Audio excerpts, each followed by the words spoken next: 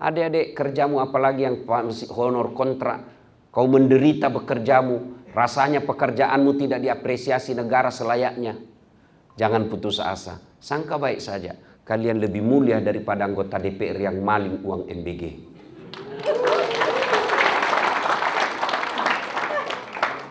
Sudah 10.000 dimalingi lagi. Ketika Bapak Ibu mendapat undangan acara ini, setan berusaha menggagalkan agar kita tidak datang. Setan itu paling tidak senang kalau kita ikut majelis ilmu, maka dia berusaha menggagalkan. Dah usah kau datang, dah usah kau datang, dah usah kau datang. Tunggu aja di ruangan. Alhamdulillah karena kita di absen, kita bisa hadir di tempat ini. Apakah setelah duduk di tempat ini setan menyerah? Tidak, dia godanya lagi kita agar tidak dengar ceramah. Tidak usah dengar ceramah, pegang HP-mu. Pegang HP-mu. Jadi Bapak Ibu yang pegang HP ketika saya ceramah, kena godaan setan. Ya.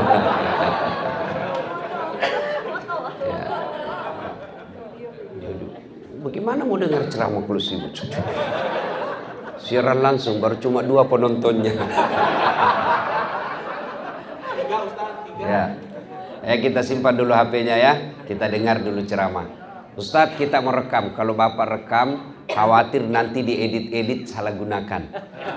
Ya, saya mau lihat nanti Ustadz, itu ada kamera saya bawa. Itu ada kamera saya bawa. Biar dia rekam, suaranya bagus, gambarnya jernih. Tapi kau bawa pulang kameramu Ustadz, don't worry. Nonton YouTube. Halal bihalal, bakti komdigi. Sudah itu, jangan lupa like and share. Ya, kenapa Bapak Ibu ketawa? Adik-adik, kalau artis kau follow apa kau dapat? Coba jelaskan ke saya. Ayo, yang follow artis sampai puluhan juta penontonnya. Apa kamu dapat? Hedon, sakit hati, jengkel, mau hidup seperti mereka kita tidak bisa. Hai guys, kita lagi di Jepang. Memang kau dikasih ikut? Hai guys, kita lagi makan kepiting 11 juta guys. Dia kirimi kamu. Terutama bapak-bapak nih, adik-adik cowok. Kalau kau follow artis cewek, apa kau dapat? Habis amalmu toh. Kelihatan dadanya, kelihatan pahanya. Tek, tek, tek, tek. Enggak juga kau dikasih pegang. Tapi coba kalau kau follow ulama. Kau dapat ilmunya. Paham agamamu mantap. Kau amalkan ilmunya, dapat lagi kau pahala. Kau sebarkan ilmunya, dapat lagi kau amal jariah. Maka merugi orang-orang yang tidak follow ulama. Maka beruntunglah orang yang memfollow Dasat Latif. Yang tidak belum follow, silakan follow IG saya. Dasat Latif 1212 centang biru. Wa qala idzan bismillahirrahmanirrahim. Innallaha wa malaikatahu yusalluna 'alan nabi. Ya ayyuhalladzina amanu sallu 'alaihi wa sallimu taslima. Sesungguhnya Allah dan para malaikatnya bersalawat kepada Rasulullah Muhammad sallallahu alaihi wasallam, maka wahai orang-orang yang beriman, bersalawatlah kalian kepada Rasulullah dengan sebaik-baik salawat. Tuan-tuan yang saya hormati, ketika Allah perintah puasa, Allah tidak berpuasa. Ketika Allah perintah solat, Allah tidak solat. Ketika Allah perintah haji, Allah pun tidak bayar haji, menunaikan haji. Tapi ketika Allah perintahkan kita salawat, dengar firman Allah, Innallaha wa malaikatahu yusalluna 'alan nabi. Ya ayyuhalladzina amanu sallu 'alaihi wa sallimu taslima. Sesungguhnya Allah dan para malaikatnya bersalawat kepada Rasulullah Muhammad sallallahu alaihi wasallam, maka wahai orang-orang yang beriman, bersalawatlah kalian kepada Rasulullah dengan sebaik-baik salawat. Nabi menjelaskan, sepelit-pelit umatku di antara kalian apabila dia dengar namaku disebut dan dia tidak bersalawat kepadaku. Itulah orang pelit. Maka ketika tuan-tuan, ibu bapak mendengar Nabi Muhammad, lanjutkan sallallahu alaihi wasallam. Dan kehebatan salawat itu diantaranya doa cepat makbul. Doa cepat Allah terima. Kenapa? Karena menyebut kekasih Allah itu yang membuat Allah tergugah mengabulkan doamu. Maka adik-adik sekalian yang lagi bingung cari jodoh, silahkan kau bayangkan siapa yang kamu suka sambil kau iringi salawat sebanyak-banyaknya. Tapi jangan suaminya orang kau salawati.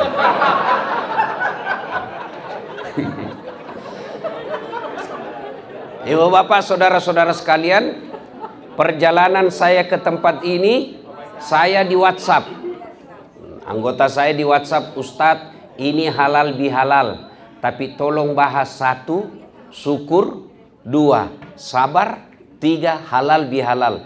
3 in 1, efisiensi. Ya kan? 3 tema ini mesti banyak waktu. Tapi saya coba rangkum. Ini Digi, komunikasi digital. Ada 2 yang berat dalam ilmu ini, komunikasi dan digital. Adik-adik, komunikasi digital ini kemudian dijadikan handphone. Kau mau saya kasih handphone, iPhone 17 2 tera. Siapa yang mau? Coba angkat tangan. Oke. Yang kameramen mau kan? Oke. Tapi begitu saya kasih kode, kau langsung tuli.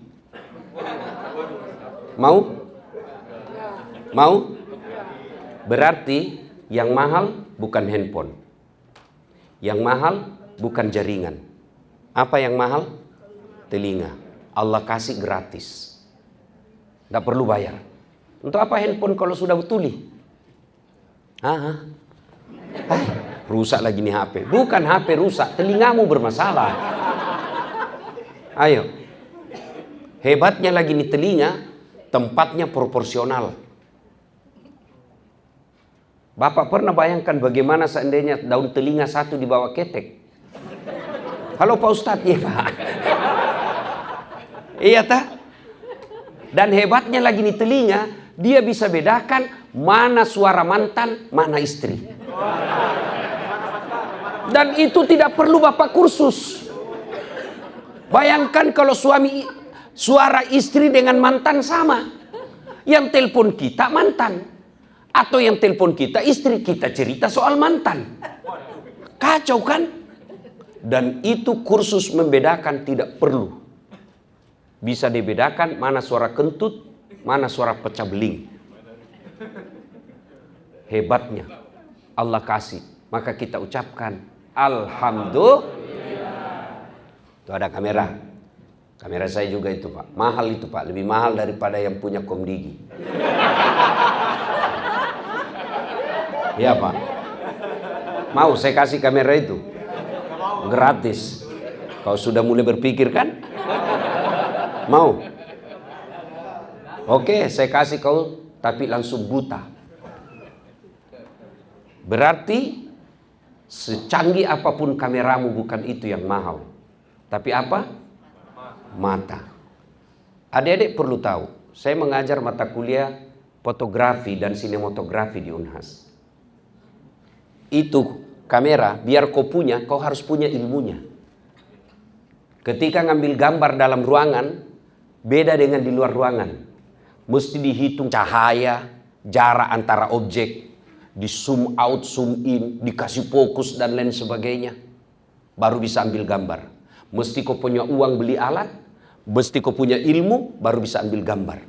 Tapi Allah kasih kau mata. Lensanya namanya retina. Pupil, zoom out, zoom in. Tidak perlu kau fokus. Dia fokus otomatis. Begitu kau buka, oh Bu indah.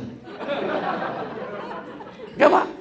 Hebatnya lagi nih mata, dia bisa bedakan mana istri, mana sekretaris.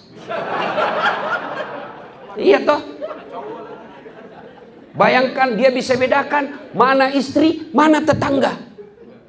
Coba kalau di komplek perumahan tidak bisa dibedakan istri dengan tetangga, tak tukar-tukar istri Pak. Kenapa ini malam lain-lain rasanya? Ternyata Satpol PP. Iya toh? Ayo. Maka kita ucapkan Alhamdulillah. Alhamdulillah. Adik-adik, banyak lagi nikmat Allah. Maka Allah katakan, dalam surah Ar-Rahman yang selalu kita baca. Fabi ayyi ala'i rabbikuma tukadziban. Nikmat mana lagi yang kau kufuri wahai hambaku? Sudah, belum saya kaji semua ini Pak, tapi waktu terbatas karena 3 in 1. Sehat, mata bagus, cukup? Tidak. Maka kita berdoa sehat wal afiat. Apa bedanya Ustaz? Beda. Sehat, mata bisa melihat, sehat namanya.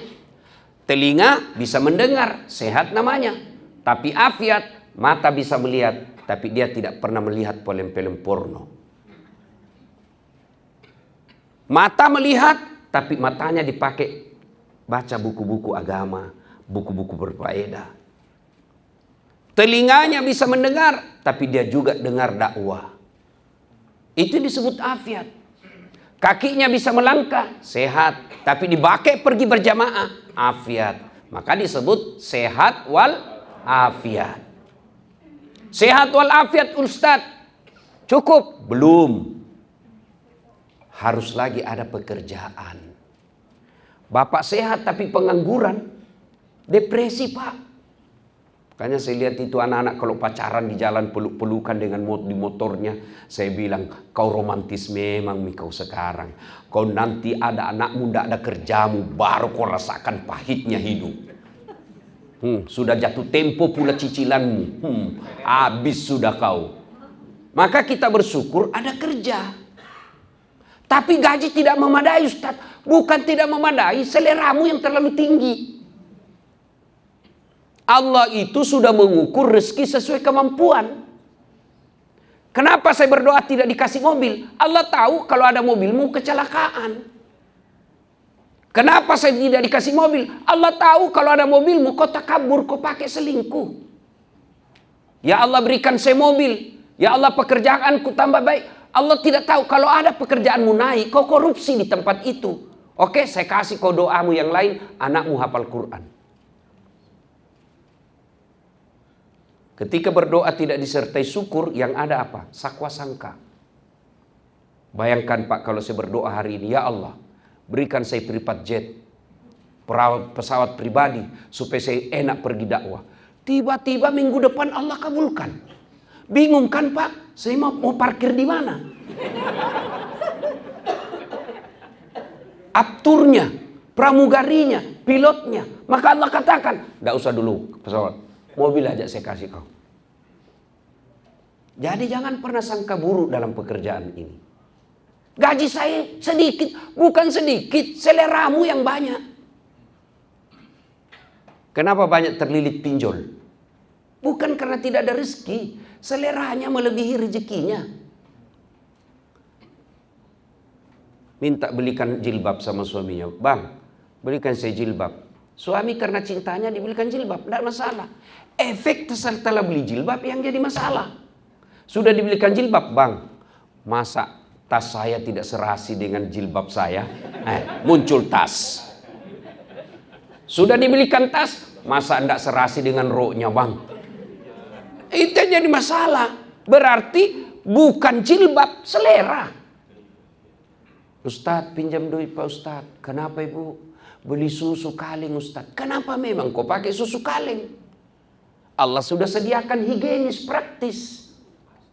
Susu kaleng kau mesti beli botolnya, beli dotnya, beli tempatnya, beli sendoknya. Coba kalau susu ASI. Praktis. Selesai. Higienis. Ekonomis. Lebih airnya kasih sebagian bapaknya.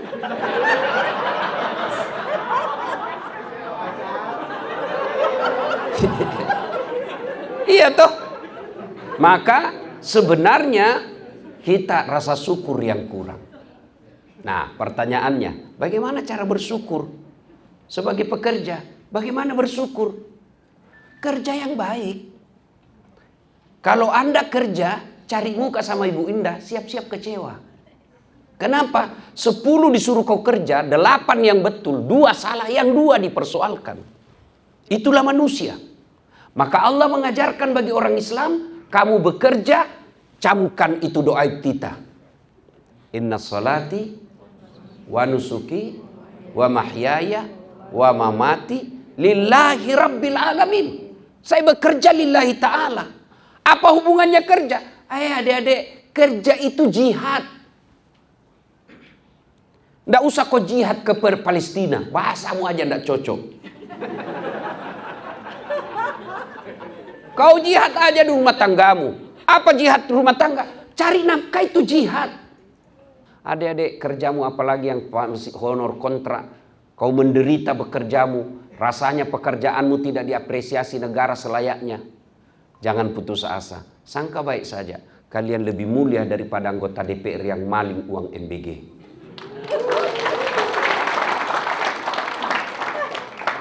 Sudah 10.000 dimalingi lagi. Ya. Jihad fisabilillah. Nah, kalau kau bekerja lillahi ta'ala, capekmu pahala, laparmu pahala, kepanasanmu pahala, dimarah-marahin pahala. Kok itu semua pahala? Iya. Adik-adik tahu nggak? Itu senyum. Tahu nggak senyum? Paling gampang dilakukan itu senyum. Kau lihat saya kasih kau definisi senyum. Selesai. Itu aja disanggap sedekah, Pak. Goyang aja ini sedikit, sudah sedekah. Apalagi kalau Bapak ngurus Komdigi. Orang di Papua bisa komunikasi dengan anaknya. Jasa-jasa Bapak, amal, Pak. Tapi kalau Bapak bekerja karena SPJ, apalagi SPJ palsu, ada SPJ yang tanda tangan dan ada perjalanannya, siap-siap kau diperjalankan nanti di neraka. Kau senang perjalanan, sekarang kau jalan.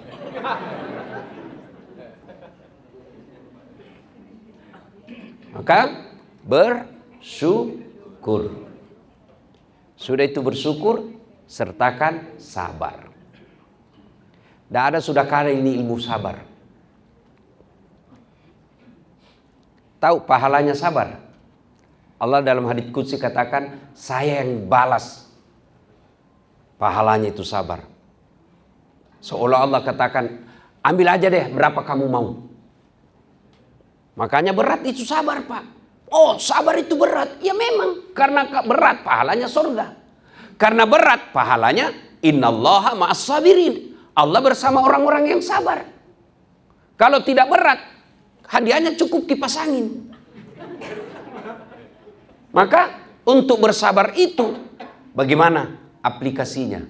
Alladzi idza asabatu musibah qalu inna lillahi wa inna ilaihi rajiun. Dimarah-marahi sama ibu pengawas, dimarah-marahi sama ibu komisaris, dimarah-marahi sama direksi. Sabar.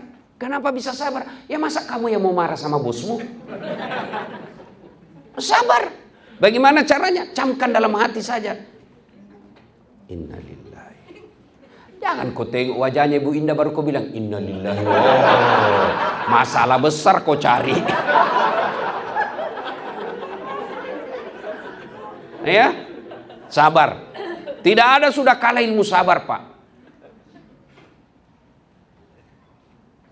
Suami istri kalau tidak punya ilmu sabar, biar dia kiai, pasti tidak akan temukan sakinah.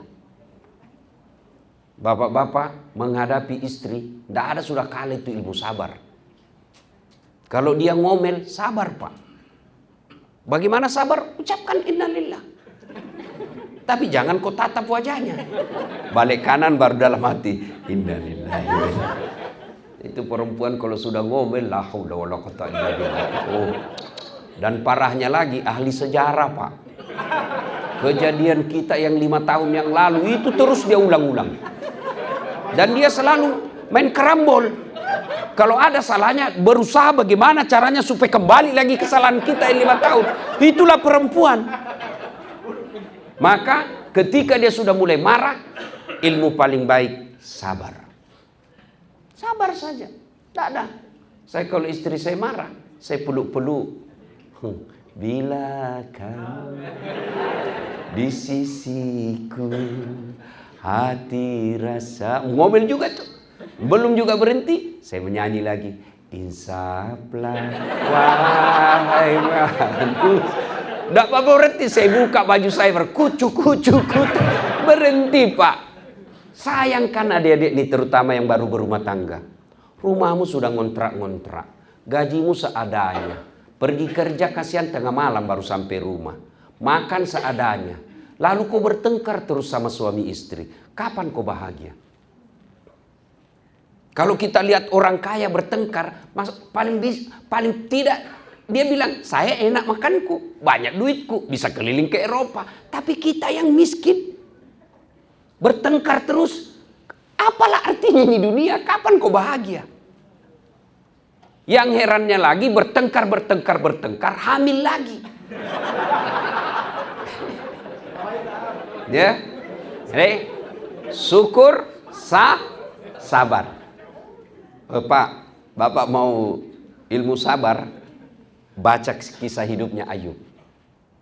Baca kisah hidupnya Ayub alaihissalam. Luar biasa itu. Kaya raya, rajin sedekah, bangkrut.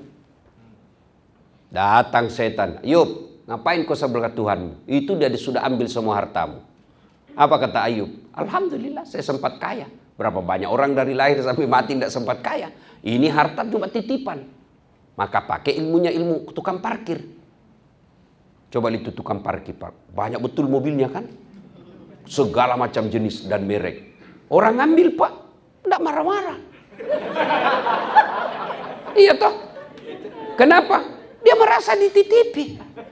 Jabatan. Tiba-tiba hilang. Titipan bos.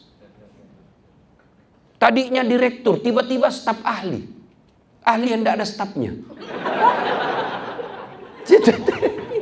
Iya memang ini titipan.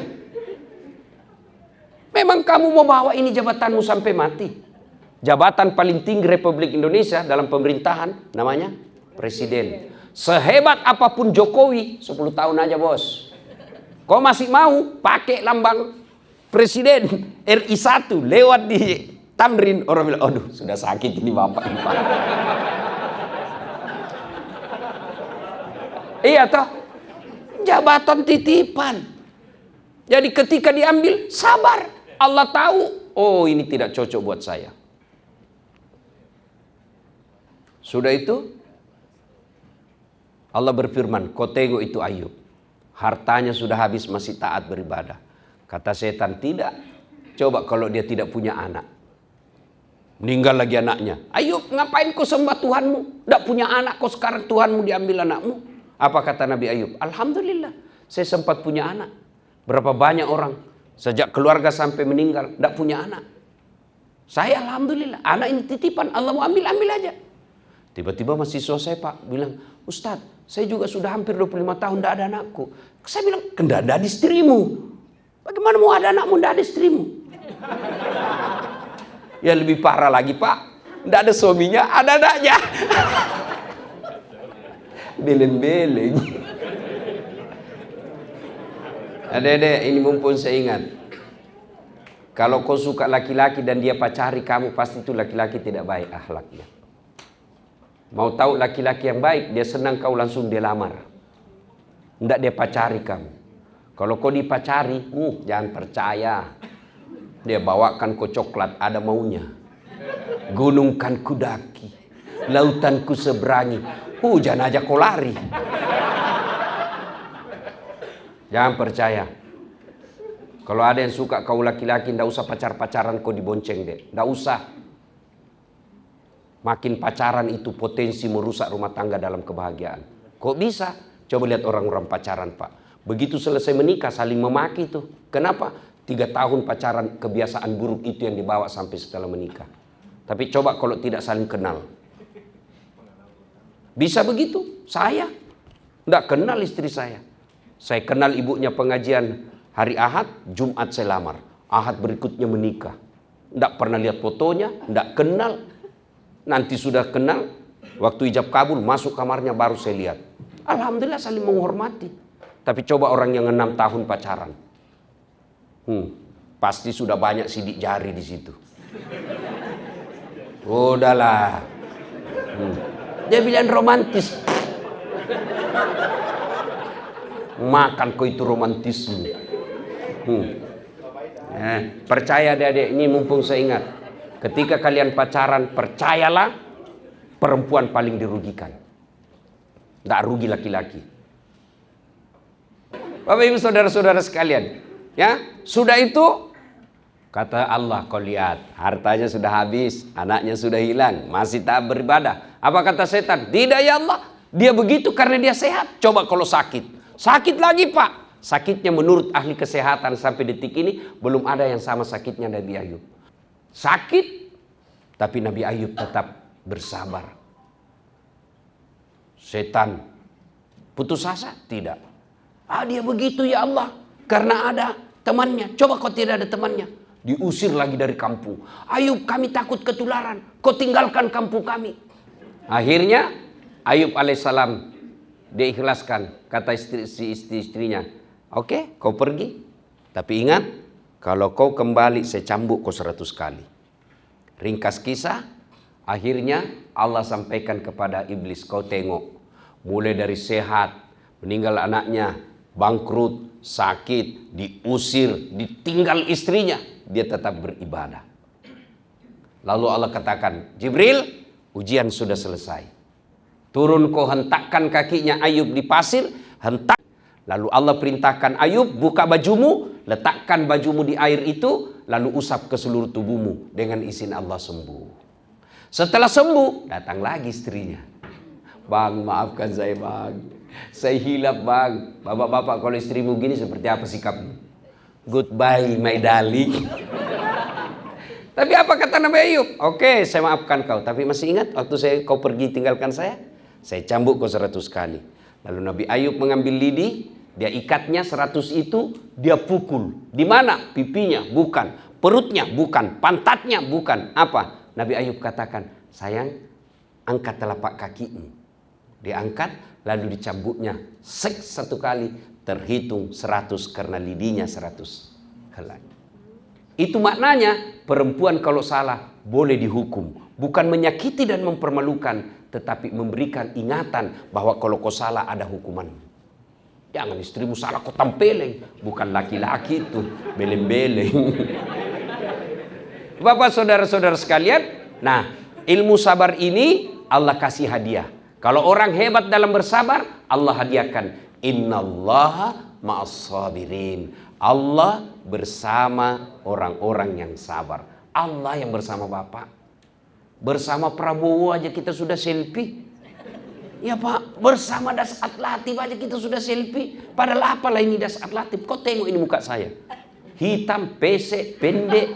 Apalah kelebihannya? Memang saya tidak gagah, tapi saya penuh pesona. Itu ya. Nah, sudah selesai. Sabar, syukur, sabar. 3. Halal bihalal. Itulah makna halal bihalal. Menghalalkan yang tadinya tidak halal. Dan lawan halal bihalal, dendam. Adik-adik, Bapak Ibu, kalau saya minum racun, kira-kira siapa yang mati? Contoh, saya mau racun Bapak. Saya mau Bapak mati deh, karena saya dendam. Lalu saya yang minum racun. Lalu saya berharap Bapak yang mati. Masuk akal enggak? Saya yang minum racun, tapi saya berharap Bapak yang mati. Itulah orang dendam. Dia pikir merugikan orang yang dia dendami, padahal sesungguhnya kamu yang rugi. Maka maafkan. Berhalal bihalal. Apa sebabnya orang biasa putus silaturahmi di kantor? 1 dengki. Ada pegawai baru 2 tahun kok dipromosi. Ya rezekinya orang.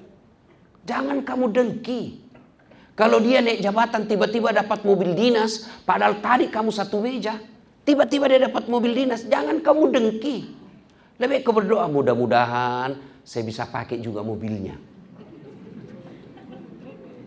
Kalau kau dengki, tidak bisa kau tenang. Dengar ini Dedek, perbedaan antara orang sukses dengan pendengki. Orang pendengki fokus pada orang sukses. Sementara orang sukses fokus pada kesuksesan. Dengki yang menyebabkan iblis keluar dari sorga. Dengki sama Nabi Adam. Dengki yang membuat saudaranya Nabi Yusuf mendorong Nabi Yusuf masuk ke sumur. Dengki yang membuat Abu Jahal, Abu Lahab abadi dalam neraka, haram masuk surga karena dia dengki kepada Muhammad sallallahu alaihi wasallam. Maka tidak mungkin ada silaturahmi kalau kalian ada pendengki di hati.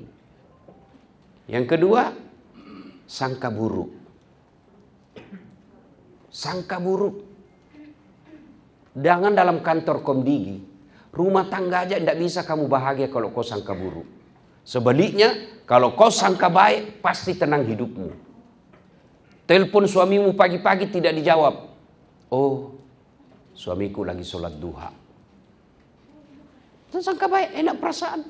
Telepon jam 12 belum dijawab. Oh, suamiku lagi sholat berjamaah duhur. Telepon lagi sore, belum dijawab. Oh, suamiku ketinggalan HP-nya. Itu sangka baik. Tiba-tiba masuk WhatsApp temanmu. Saya lihat suamimu bonceng cewek, cantik betul. Oh, berarti suamiku lagi nge-grab.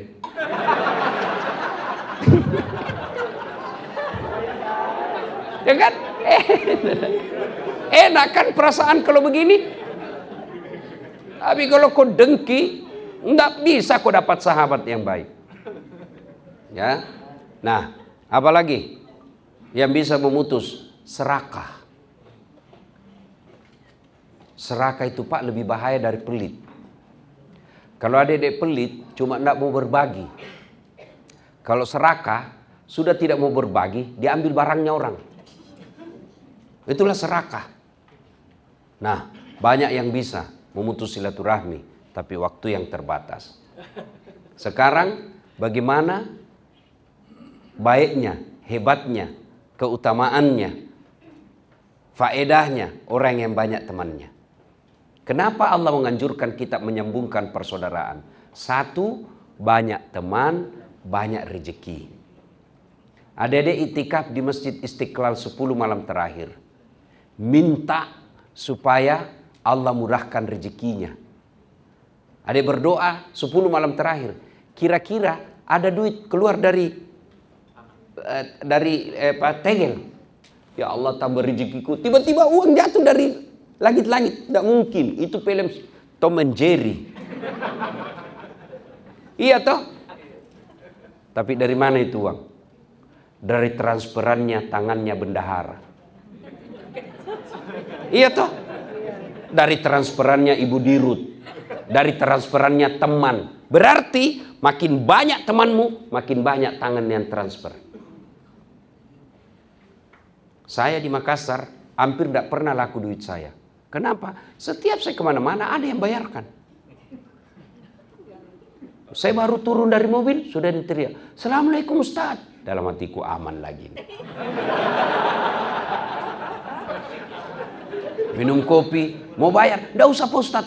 Nggak enak, "Nggak usah Pak Ustaz." Dalam hatiku, memang itu yang kutunggu. Iya toh. Banyak teman, banyak rezeki. Yang kedua, banyak teman, gampang selesai masalah. Kata Ibu Indah tadi, sejak 2024. Kenapa tidak bisa sejak itu? Tidak ada silaturahmi. Nggak saling kenal. Begitu beliau telepon bapaknya, Pak Kasim Matar yang dosen saya dia, "Siap Prof, siap, ya ada Prof." Segera Prof, langsung. Padahal baru beberapa hari yang lalu ini Pak. Artinya orang yang banyak temannya gampang selesai masalahnya. Saya pergi kantor polisi mau ngurus perpanjangan SIM. Baru turun sudah dilihat Kapolres. "Assalamualaikum Ustaz." "Waalaikumsalam Komandan." "Ada apa ini Ustaz?" "Perpanjangan SIM Komandan." "Panggil Kasat Lantas bagian SIM. Tolong selesaikan cepat ya. Jangan ku minta uang Ustaz, dosa kamu."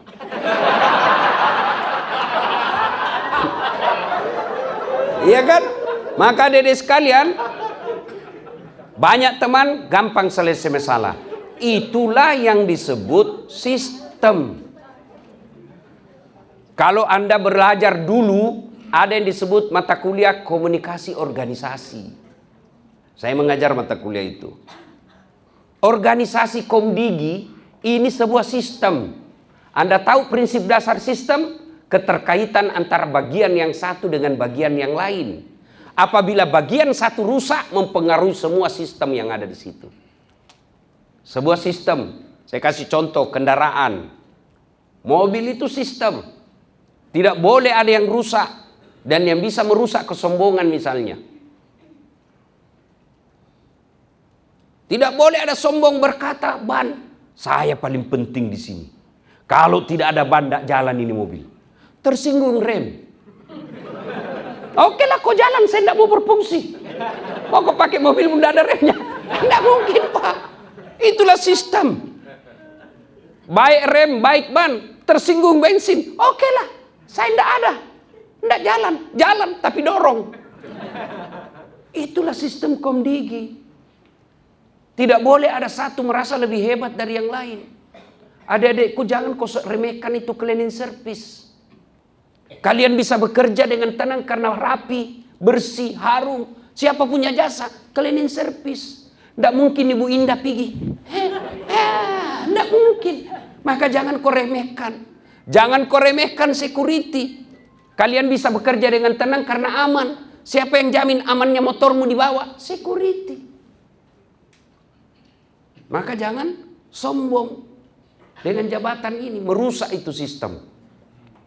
Adik-adik saya mau tanya. Ada dua dirut. Satu rendah hati, sopan ngomong. Satu sombong, kasar ngomong. Mana kau pilih? Mana kau pilih? Coba lihat. Orang tidak ada sekolah pun pasti bilang, yang rendah hati Pak Ustadz. Nah rendah hati itu menyambungkan persaudaraan. Sombong kasar ngomong merusak persaudaraan. Kenapa? Tidak ada orang mau dikasari. Begitu dikasari anak buah, dia tidak lawan. Tapi lambat laun dia menjauh. Menjauh itulah putus silaturahmi. Nah sekarang poin ketiga. Bagaimana cara menyambungkan silaturahmi? Yunfikuna fis-sarra'i wad-dharra. Quran mengajarkan sedekah. Ibu dirut marah-marah, kamu tidak beres kerjanya. Sudah marah dia bilang, jangan kau marah deh, jangan tersinggung. Ini supaya perusahaan kita maju. Sudahlah, ini ada uang, kau ambil 500.000 ya. Nah, dia bilang, Bu, marah lagi besok Bu. Itulah hebatnya itu sedekah Pak. Itulah hebatnya sedekah. Yang kedua, menurut Quran, tahan amarah. Bagaimana tahan amarah? Kalau mau marah, marah tapi jangan berubah wajahmu. Itu nahan amarah namanya. Terpaksa harus berubah wajah, jangan keluar lisanmu. Terpaksa keluar lisan, tahan lagi, jangan memaki. Terpaksa memaki, tahan lagi yang lebih tinggi, jangan bergerak anggota tubuhmu. Terpaksa bergerak anggota tubuh, jangan menyakiti. Kau boleh silakan.